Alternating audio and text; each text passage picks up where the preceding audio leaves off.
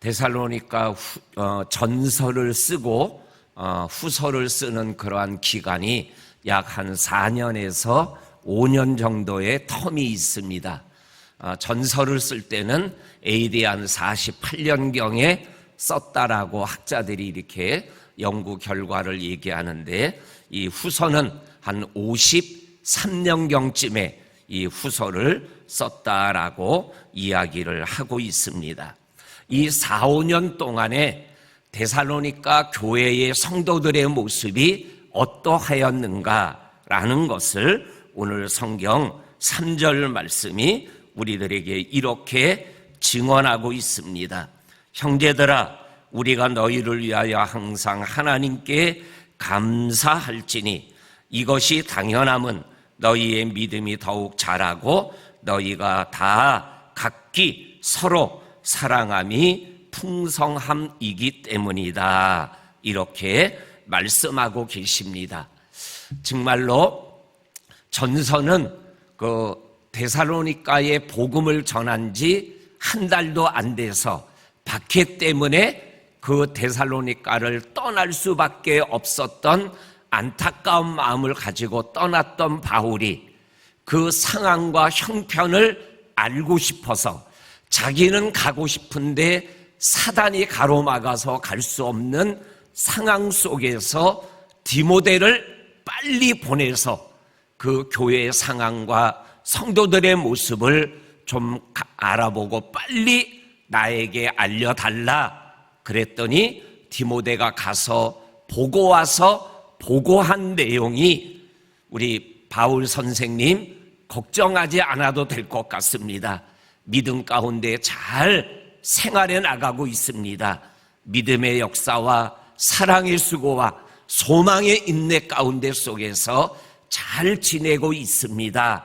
이러한 소식을 듣고 마음의 위로와 기쁨을 얻었다. 이러한 내용이 데살로니가 전서의 내용입니다. 그리고 4, 5년이 지나서 또 한 번 데살로니가 성도들에게 사랑의 편지를 보내는 내용의 시작이 뭐냐면 너희의 믿음이 더욱 자랐다. 이렇게 말씀하며 내가 하나님 앞에 당연히 감사할 수밖에 없구나. 이러한 마음을 하나님께 또한 우리 성도들에게 표현하고 있는 모습을 보게 되어집니다. 그리고 또한 각기 서로 사랑함이 풍성한 것을 보고 내가 하나님 앞에 또 당연히 특별한 마음으로 감사를 드린다라고 말씀하여 주고 계십니다.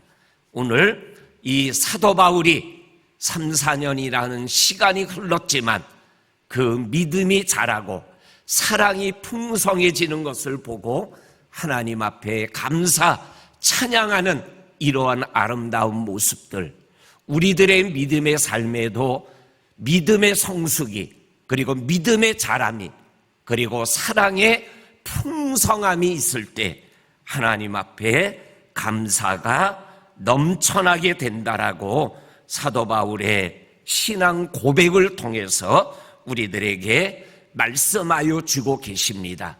우리 성도님들 한 분 한 분의 믿음이 정말 때와 시가 갈수록 더 자라가는 하나님의 축복의 역사가 넘쳐날 수 있기를 주의 이름으로 간절히 축원합니다.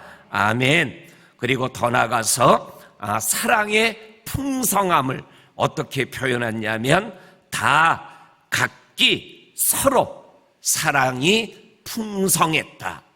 사랑이 한쪽에서 한쪽으로만 계속 흘러가는 것이 아니라 쌍방으로 양쪽으로 흘러가는 이러한 사랑의 풍성한 모습을 우리 데살로니가 교회의 성도들이 보여주었다.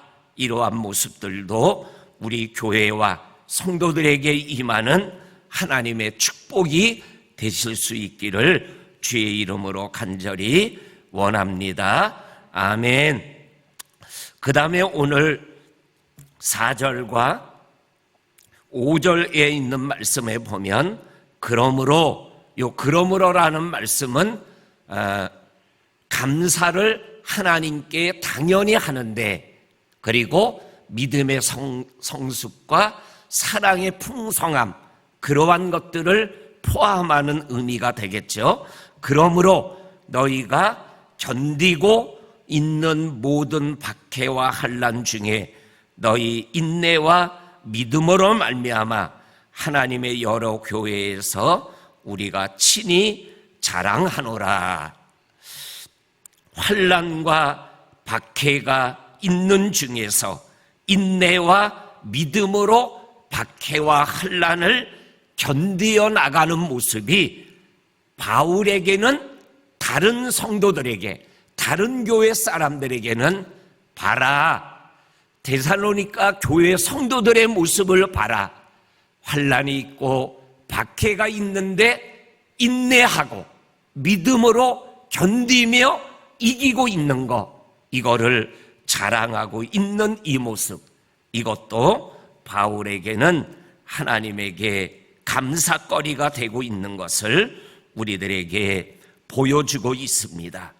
요 이는, 5절의 이는 모든 박해와 환난 중에서 인내와 믿음으로 환난과 박해를 참고 견디고 한 걸음 한 걸음 이겨나가는 이러한 모습은 5절에 하나님의 공의로운 심판의 표요, 너희로 하여금 하나님 나라에 합당한 자로 여김을 받게 하려 하는 것이고 하나님의 나라를 위하여 또한 너희가 받아야 될 고난이기도 하다, 이렇게 말씀하여 주고 계십니다. 하나님의 공의로운 심판의 표, 이것을 심판의 표다라고 이렇게 기록하고 있으니까 조금 이렇게 느낌이 조금 이제 무거운데, 이거를 사도 바울의 다른 갈라디아에 나와 있는 말씀의 표로 표현하면 이러한 의미입니다. 누구든지 이제후로는 나를 괴롭게 하지 말아라. 내가 내 몸에 예수의 흔적을 가졌노라라는 말씀이에요. 그러니까는 하나님의 공의로운 심판의 표, 이거는 내가 예수를 믿는 것 때문에 내 몸에 예수의 흔적을 가졌다. 근데 이 흔적은 뭐예요? 하나님의 나라의 그 사람으로서의 합당한 증거가 되고 표현이 되고, 그리고 또한 그것은 나로 하여금 하나님의 나라의 사람으로서 당연히 받아야 되는 고난의 모습이기도 한 것이다, 이러한 말씀이 되어지는 것입니다. 다시 말하면 모든 박해와 환난을 인내와 믿음으로 감당하다 보면 하나님의 공의로운 심판, 하나님의 예수의 흔적을 지니게 될 수밖에 없다라는 거죠. 그러면 그것이 나로 하여금 하나님 앞에 섰을 때 하나님의 나라에 합당한 자로 여기게 하는 증표가 되어진다라는 거예요.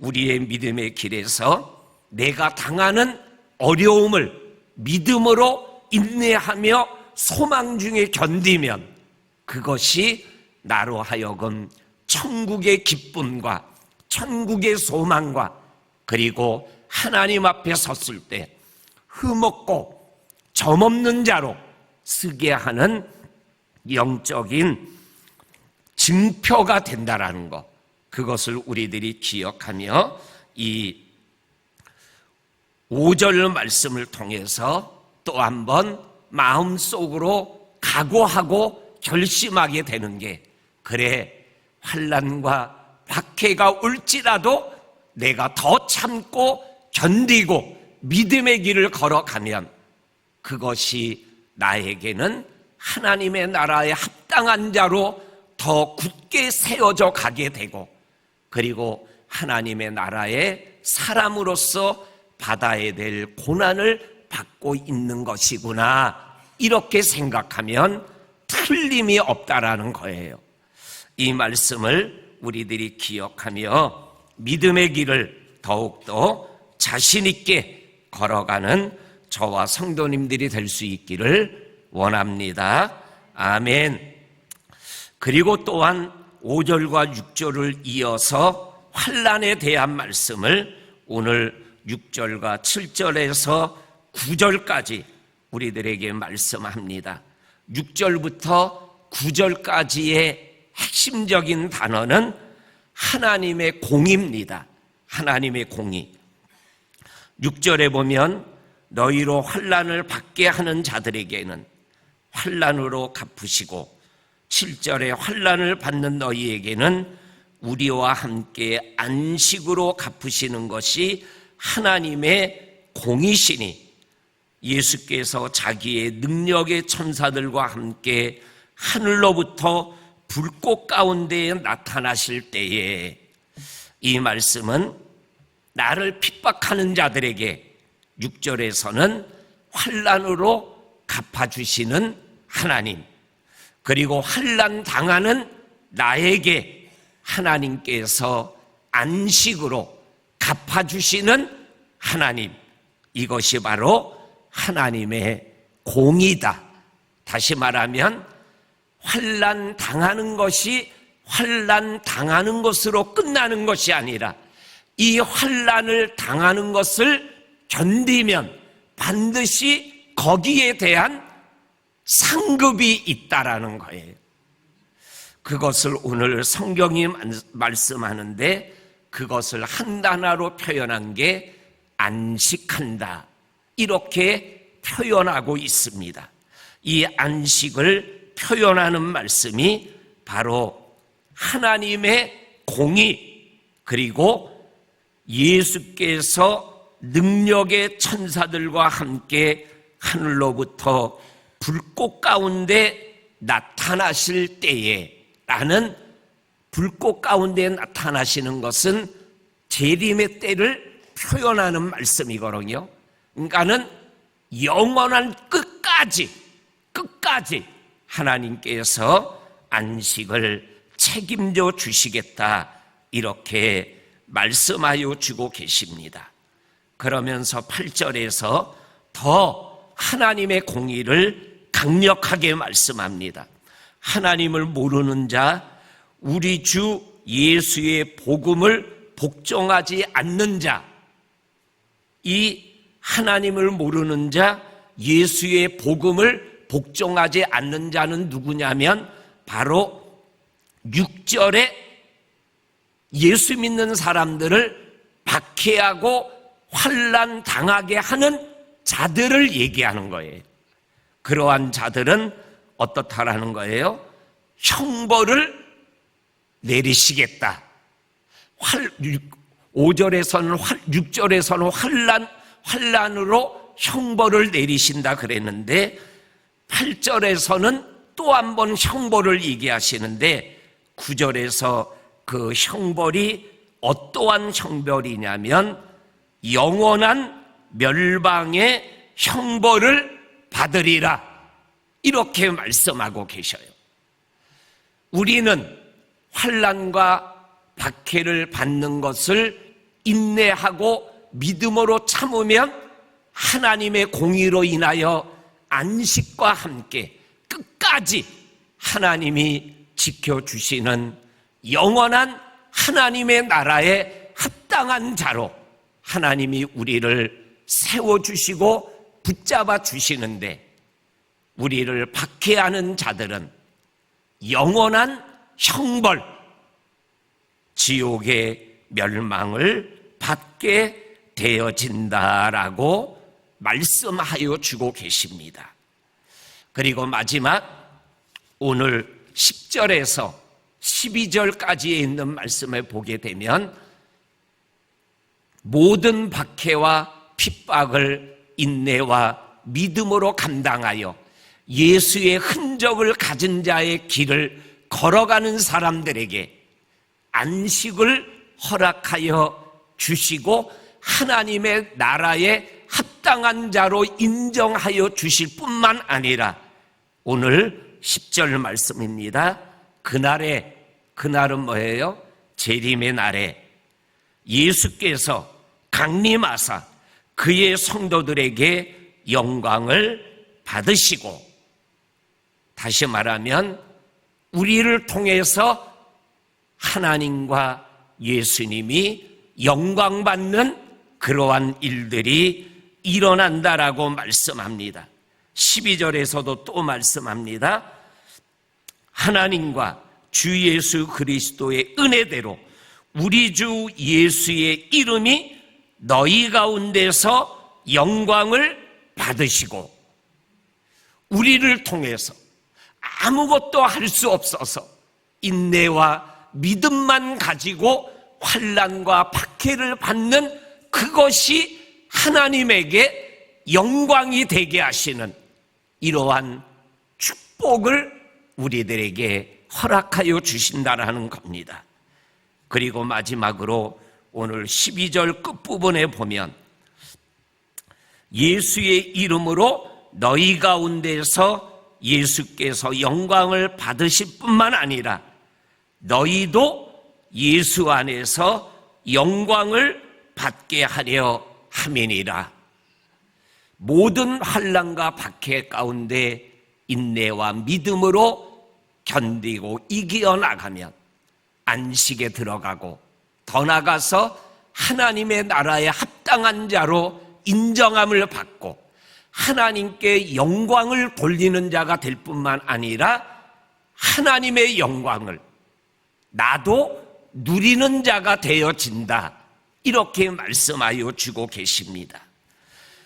예수의 영광을 받게 하려 함이니라. 이것을 성경적 언어로 표현하게 되면 예수의 신령한 몸으로 변화되어지는 영광을 맛보게 되어진다라는 거예요. 그리고 하나님의 나라에서 뭐예요? 예수께서 씌워주시는 면류관을 쓰게 된다라는 거예요. 그러면 예수께서 쓰여준 면류관을 내가 벗어서 나에게 면류관을 씌워주신 예수님께 돌려드리며 하나님께 또 영광을 올려드리는 모습이 계시록에 나와 있는 모습이에요. 저와 성도님들이 믿음의 사람으로 이 땅을 생활해 나가며 예수 믿는 것 때문에, 아니면 세상이 악하기 때문에 우리가 당하는 여러 가지 박해와 환난이 있을 때 오늘 이 말씀을 우리들이 되새김질 하시면서 믿음의 길을 걸어가며 하나님 나라에 합당한 자로 오늘을 생활해 나가는 저와 성도님들이 되실 수 있기를 주의 이름으로 간절히 축원합니다. 아멘. 하나님 아버지 감사합니다.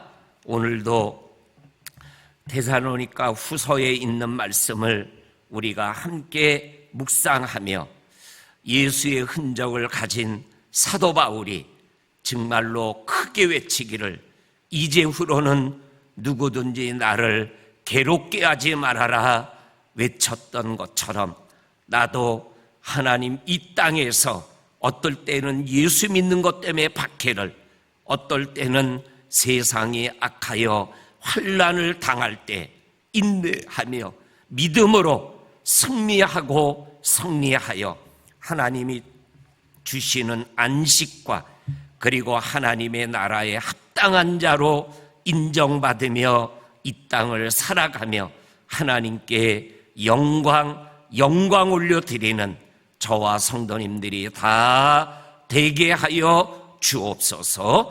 예수님의 이름으로 기도하옵나이다. 아멘.